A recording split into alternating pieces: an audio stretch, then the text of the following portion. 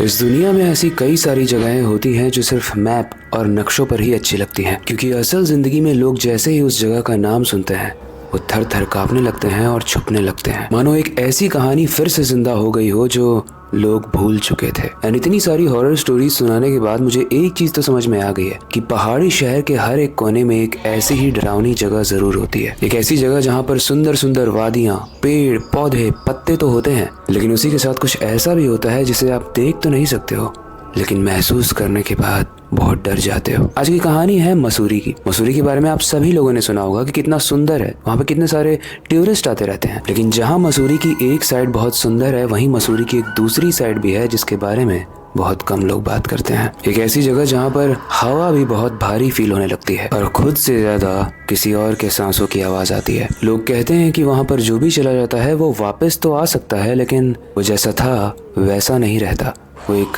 Zombie बन जाता है। आज की कहानी बाकी कहानियों से काफ़ी ज़्यादा डिफरेंट है और इंटरेस्टिंग है, लेकिन एक बात मैं बता दूं, इस कहानी के अंत तक आपको डर तो लगेगा ही, लेकिन उसी के साथ शायद आप इमोशनल भी हो जाओ। तो ऐसा क्या है इस कहानी में, वही स्टार्ट करते हैं। लेकिन उससे पहले हेलो गाइस, मेरा नाम है अविनाश कुमार और आप देख रहे हो हॉरर स्टोरीज। कहानी है ऋषभ और तान्या की। ये दोनों ही बहुत अच्छे दोस्त हैं। इन्होंने रिसेंटली में ही हॉन्टेड जगहें यानी डरावनी जगहों पर जाकर व्लॉग शूट करना शुरू किया था, और स्पेशली मसूरी के इस डरावने व्लॉग को शूट करने के लिए वो दिल्ली से मसूरी आए थे। दोनों की ही अपनी अपनी मानसिकताएं थी। ऋषभ को थ्रिल चाहिए, उसको एडवेंचर चाहिए, उसको ऐसी जगहों पर जाना पसंद है जहाँ पर डर होता है।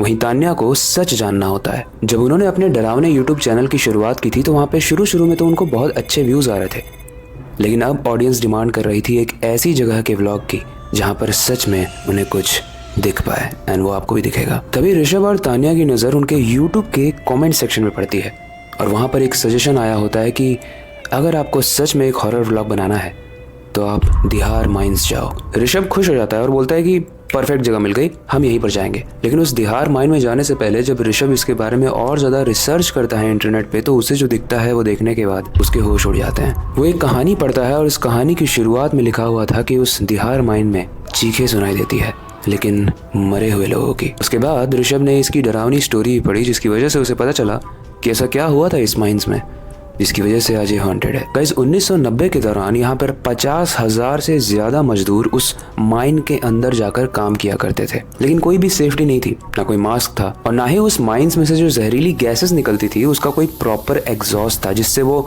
वहां से बाहर निकल पाए। इसके अलावा इस माइन को बनाने से पहले वहां के एक्सपर्ट ने मना भी किया था कि इस जगह पर तोड़ फोड़ करना खतरे से खाली नहीं है, क्योंकि जो भी मजदूर यहाँ पर आएगा उसकी जान खतरे में होगी, क्योंकि ये माइन कभी भी ढह सकती है। लेकिन इस चीज को उन लोगों ने जिनको यहाँ पर बिजनेस बनाना था, ये बात वहाँ के मजदूरों को नहीं बताई। अब क्योंकि मजदूरों की जिंदगी उनकी दिहाड़ी पर ही चलती है, तो वो हर रोज आते, भूखे प्यासे काम करते और अपनी दिहाड़ी लेकर चले जाते। काफी लोग वहाँ धीरे धीरे बीमार भी पड़ने लगे थे वहाँ के जहरीली गैसेस की वजह से, लेकिन कोई भी उन पर ध्यान नहीं दे रहा था। मानो वो जो मजदूर थे वो कोई इंसान नहीं बल्कि कोई जानवर थे या रोबोट्स थे, उनसे बस काम कराओ। एक दिन जब वो सारे ही मजदूर बैठकर वहाँ पर काम करने के बाद खाना खा रहे थे तो दिहार माइन में बहुत बड़ा ब्लास्ट हुआ, और जिसके वाइब्रेशन की वजह से पूरी की पूरी माइन ढह गई। उसके बड़े बड़े पत्थर सारे ही मजदूरों पर गिर गए और रातों रात 50,000 मजदूर कुछ ही सेकंड्स में मर गए। ऐसा माना जाता है काफी लोग उसमें दबे हुए थे जो जिंदा थे, लेकिन वहाँ के बिजनेसमैन ने उनको बचाना जरूरी नहीं समझा,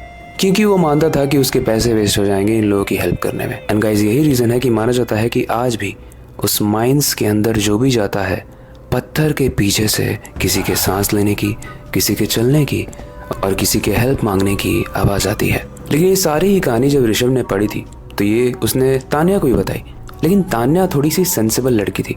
वो बोलती है कि ये चीजें सच है या झूठ ये तो हमें वहां पर जाकर ही पता चलेगा, हमें अभी विश्वास नहीं करना चाहिए। लेकिन गाइस जैसे ये दोनों माइंस के पास पहुंचते हैं, तान्या उतरती है, ऋषभ उतरता है और ड्राइवर भी बोलता है कि आप दोनों अंदर से आइए, मैं यहीं पर आपका वेट करूंगा।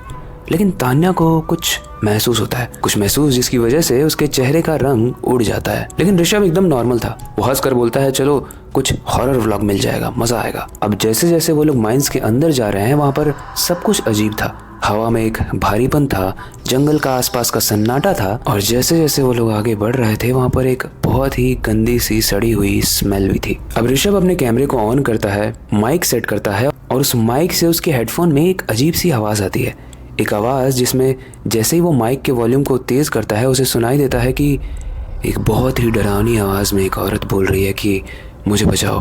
तान्या तुरंत ऋषभ को बोलती है कि प्लीज़ कैमरा ऑफ करो। शायद कैमरा ऑन करने की वजह से ये सारी एक्टिविटीज़ और गतिविधियाँ हो रही हैं। और जैसे जैसे वो लोग धीरे धीरे आगे बढ़ते हैं, तान्या थोड़ी देर में ऋषभ को बोलती है, ऋषभ तुम्हें वो दिख रहा है सामने क्या है? और वो लोग देखते हैं कि सामने एक सफ़ेद औरत है जिसके पैर नहीं हैं, जिसका सर नहीं है, लेकिन वो हवा में उड़ रही है। पहले तो ऋषभ और तान्या को लगा कि ये कोई भ्रम है। वो लोग आंखें 10 बार झपकते हैं और फिर से आंखें खोलते हैं तो वो और पास में आ चुकी थी और वो बोलती है इन लोगों को कि तुम भी यहीं रह जाओगे। गाइस, ये वो वक्त है जहाँ से ऋषभ, जो इस सारी चीज़ों को मजाक समझ रहा था, वो इन चीज़ों को सीरियसली लेने लगा। और तान्या भी। वो लोग समझ चुके थे कि इससे अंदर जाना खतरे से खाली नहीं है और शायद ये औरत हमें वार्निंग देने आई है कि अगर तुम अंदर गए तो तुम यहीं रह जाओगे।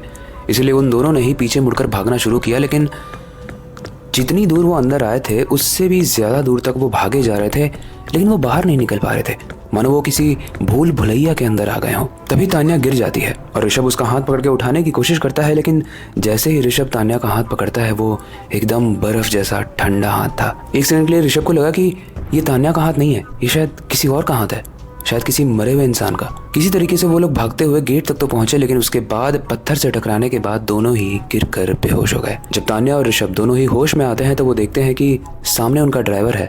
वो हॉस्पिटल में लेटे हुए हैं एंड ड्राइवर उनसे बोल रहा है कि तुम लोग बच गए, वरना ज़्यादातर लोग बचते नहीं हैं।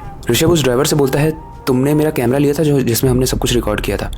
ड्राइवर बोलता है, कैमरा तो मैंने उठाया था, आपके साइड में ही गिरा हुआ था। उस कैमरे से कार्ड निकालकर ऋषभ जैसे ही अपने लैपटॉप में लगाता है, वो देखता है कि कैमरे में रिकॉर्ड की हुई सारी ही फुटेजेस, सारी ही वीडियोस सब गायब हो चुका है। लेकिन स्ट्रेंज बात यह है कि उसी SD कार्ड में जो उसने लैपटॉप में घुसाया था, वहाँ पर एक टेक्स्ट फाइल थी, एक टेक्स्ट फाइल जिसमें लिखा हुआ था, अब तुम मेरे जैसे हो गए हो। एंड गाइस, मैंने स्टोरी की शुरुआत में आपको कहा था कि लोग वहाँ से वापस तो आ जाते हैं, लेकिन जैसे वो थे वैसे नहीं रहते। तो आप मुझे बताओ, क्या इसका मतलब ऋषभ, तान्या और वो जो ड्राइवर था, क्या वो लोग भी अब एक आत्माएं बन चुकी हैं? क्या वो अब इंसान नहीं रहे, या फिर कोई काला जादू है जिसका वो शिकार हो गए हैं? आपको क्या लगता है हमें कमेंट सेक्शन में ज़रूर बताना। आई होप आज की कहानी आपको इंटरेस्टिंग लगी होगी, लेकिन एक चीज़ है, इस दुनिया के हर एक सिटीज़, हर एक गाँव में जितने भी मजदूर काम करते हैं, उनको हमें इंसान समझना चाहिए। कभी वो घर के सामने आ जाए तो उन्हें पानी दे देना चाहिए, खाना ऑफर कर देना चाहिए, क्योंकि यही लोग हैं जिनकी वजह से हमारा देश का विकास हो रहा है। और अगर हम उनकी ही मदद नहीं करेंगे तो शायद एक वक्त आएगा जब हमारी ही गलतियों की वजह से उनकी मृत्यु होगी, और मृत्यु के बाद भी वो जाएंगे नहीं, यहीं रह जाएंगे। आई होप आज की कहानी आपको पसंद आई होगी। जाने से पहले मैं आपसे एक क्वेश्चन ज़रूर पूछना चाहूँगा। अगर आप कभी मसूरी जाते हो तो मसूरी की सुंदर सुंदर वादियों के अलावा क्या आप उस दिहार माइन में जाना चाहोगे? हमें कमेंट सेक्शन में हाँ या ना में ज़रूर बताना। बाकी वक्त आ चुका है हमेशा की तरह इस स्टोरी का अंत करने का और नई सुपर इंटरेस्टिंग और डरावनी स्टोरी पर काम शुरू करने का। लेकिन जाने से पहले मैं हमेशा की तरह एक ही चीज़ कहना चाहूँगा, अपनी क्यूरियोसिटी को डाई मत होने देना, नई चीज़ें सीखते रहना। अपने बेड के नीचे और खिड़की के बाहर ज़रूर देख लेना, कहीं वो कटी गर्दन वाली बाहर तो नहीं उड़ रही है। मिलते हैं अगली वीडियो में।